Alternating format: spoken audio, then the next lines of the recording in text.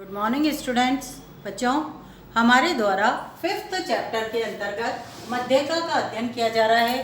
मध्यका खंडित श्रेणी के अंतर्गत अध्ययन आज आपको कराया जाएगा। खंडित श्रेणी को डिस्क्रीट सीरीज के नाम से भी जाना जाता है। यहाँ पर मध्यका शॉर्ट में जो डिनोट की जाती है, एम के द्वारा डिनोट की जाती है। ये जो हमारी खंडित श्रेणी होती है, इस खंडित श्रेणी की विशेषता होती है कि इसमें दो सूचनाएं दी हुई होती है। एक सूचना जिसे हम मूल्य कहते हैं और दूसरी सूचना जिसे हम आवर्ती कहते हैं होती है। बच्चों, ये आप समझ गए होंगे, पहले भी समांतर माध्यम में खंडित श्रेणी के प्रश्नों को हमारे द्वारा सॉल्व किया गया था, जिसमें दो सूचनाएं थी, एक मूल्य और दूसरी आवर्ती दी हुई थी। हमारे द्वारा मध्यका खंडित श्रेणी में निकालने के लिए जो स्टेप अपनाए जाएंगे, उन स्टेपों में सबसे पहला स्टेप होगा सूचना। सबसे पहले मूल्य जो हमारे दिए हुए हैं, जिसे हम x के नाम से जानते हैं, को क्रम प्रदान करेंगे। कौन सा क्रम? आरोही या अवरोही, जो हमारी मर्जी है हम उसको क्रम प्रदान करेंगे, आरोही या अवरोही। बच्चों, हमेशा क्वेश्चन सॉल्व हम आरोही क्रम में ही करेंगे। उसका मुख्य कारण ये है कि आरोही क्रम के अंदर ही, जब हमारे द्वारा अवरोही क्रम के अंदर क्वेश्चन सॉल्व किया जाएगा तो कई बार सूत्रों को भी हमें चेंज करना पड़ता है। इसलिए यहाँ पर हम आरोही क्रम के अंदर ही 11th क्लास के अंदर 11th स्टैंडर्ड में अपने स्टैटिस्टिक्स का अध्ययन करेंगे। सबसे पहले मूल्य या सूचना को क्रम प्रदान करेंगे, फिर ये जो मूल्य और सूचनाएं हैं उसके सामने दी हुई आवर्ती को क्रम प्रदान करेंगे। मूल्य को क्रम प्रदान कर दिया, आरोही अवरोही, फिर आवृत्ति जो फ्रीक्वेंसी उसके सामने दी हुई है मूल्य की, उसे उसके सामने दोबारा से लिख देंगे। फिर उसके बाद जो हमारा स्टेप होगा वो होगा आवर्तियों का योग करके, आवर्तियों का टोटल करके हमारे द्वारा संचयी बारंबारता, जिसे कम्युलेटिव फ्रीक्वेंसी कहते हैं, शॉर्ट में हम उसको CF के नाम से जानते हैं। कम्युलेटिव मतलब टोटल जो होता है, कम्युलेट कर लिया जाता है किसका? बारंबारता का। बारंबारता जो होती है वो आवृत्ति या फ्रीक्वेंसी ही कहलाती है। कम्युलेटिव फ्रीक्वेंसी शॉर्ट में CF ज्ञात की जाएगी। फिर हमारे द्वारा निम्न सूत्र का प्रयोग किया जाएगा। फॉर्मूला हमारा दे रखा है इसमें, m equal to size of n+1 bracket के अंदर TH item. n number of item होते हैं, या दूसरे शब्दों में फ्रीक्वेंसी का टोटल जो होता है उसे हम n के द्वारा डिनोट करते हैं। फिर हमारे 6th नंबर पे जब हमने फॉर्मूला यूज कर लिया तो हम मध्यका कैसे ज्ञात करेंगे? सूत्र की सहायता से जो भी मध्य से मतलब ये जो आइटम प्राप्त हुआ है, जो भी मध्य आएगी उसे CF में देखेंगे।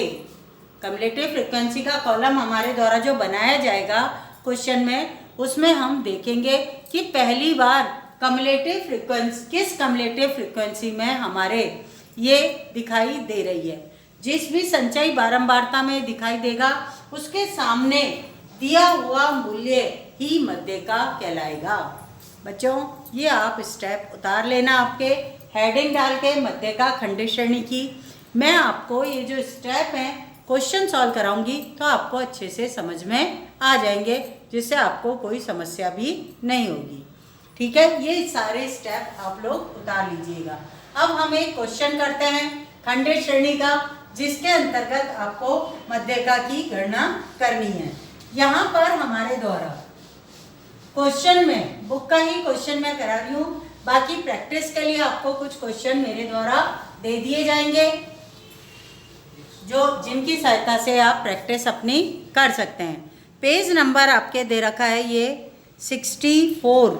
इसके ऊपर एक क्वेश्चन दे रखा है, नीचे व्यक्तियों की संख्याएं तथा उनकी आय रुपए में बारंबारता वितरण दिया गया है। मध्यका आय का परिकलन कीजिए। क्वेश्चन के अंतर्गत m equal to question mark दे रखा है और x के अंतर्गत आपके जो दे रखी है, x जो है आपकी आय दे रखी है, आय जो है रुपए में दी हुई है, और यहाँ पर हम इसे मूल्य कह सकते हैं। ये दे रखी है आपके 10, 20, 30, 40, 10, 20, 30 और 40।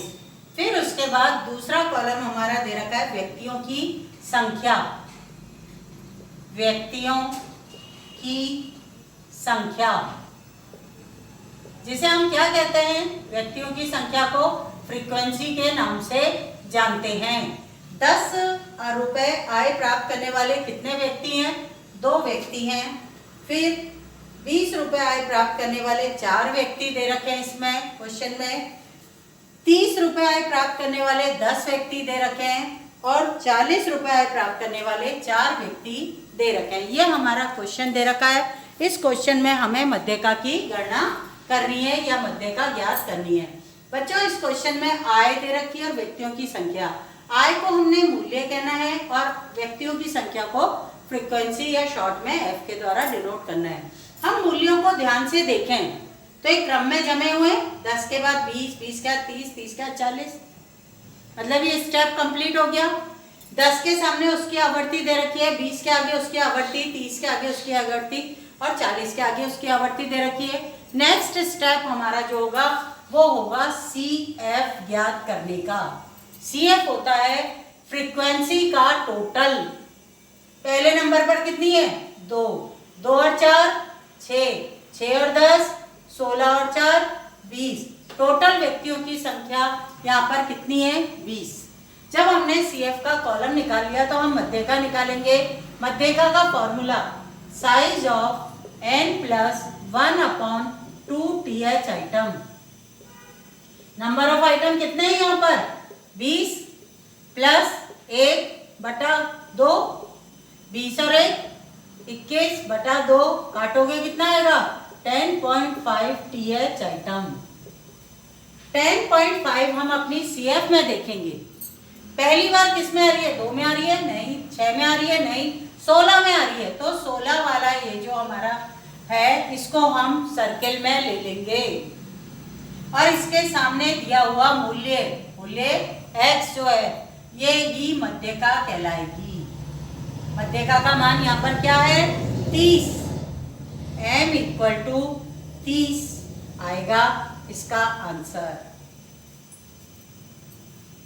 फिर से मैं स्टेप क्लियर कर देती हूँ। सामने दिया हुआ क्वेश्चन है बच्चों, खंडित श्रेणी का क्वेश्चन है क्योंकि यहाँ पर x और f 2 सूचनाएं दी हुई हैं। ऐसी स्थिति में हम सबसे पहले अपना स्टेप जो मध्यका ज्ञात करने के लिए करेंगे, मूल्यों को क्रम प्रदान करने का रहता है। यहाँ मूल्य हम देखें 10, 20, 30, 40 क्रम में ही दिए हुए हैं। फ्रीक्वेंसी उनके सामने दी हुई लिखी हुई है। नेक्स्ट स्टेप में हमने कम्युलेटिव फ्रीक्वेंसी निकाली जिसे हिंदी में संचयी बारंबारता कहते हैं। ये संचयी बारंबारता आवर्तियों का योग होती है। पहले नंबर पे 2, फिर 2 और 4 6, 6 और 10 16, 16 और 4 20। तो ये हमारी CF याद हो गई।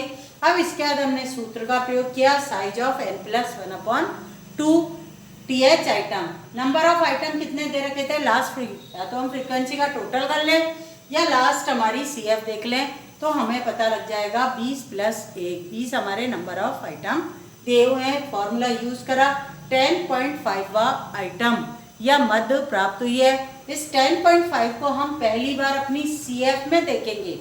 यहाँ पर 2 में नहीं है, 6 में नहीं है, 16 में 10.5 सम्मिलित है। जिसमें CF में पहली बार हमारी ये मध्य सम्मिलित होती है उसके सामने दिया हुआ मूल्य ही है x, ये ही मध्य का मान कहलाता है। m = 30 यहाँ पर आंसर आएगा। ठीक है बच्चों, आज के लिए इतना ही। कल हमारे द्वारा सतह श्रेणी के क्वेश्चन को सॉल्व कराया जाएगा। थैंक यू बच्चों।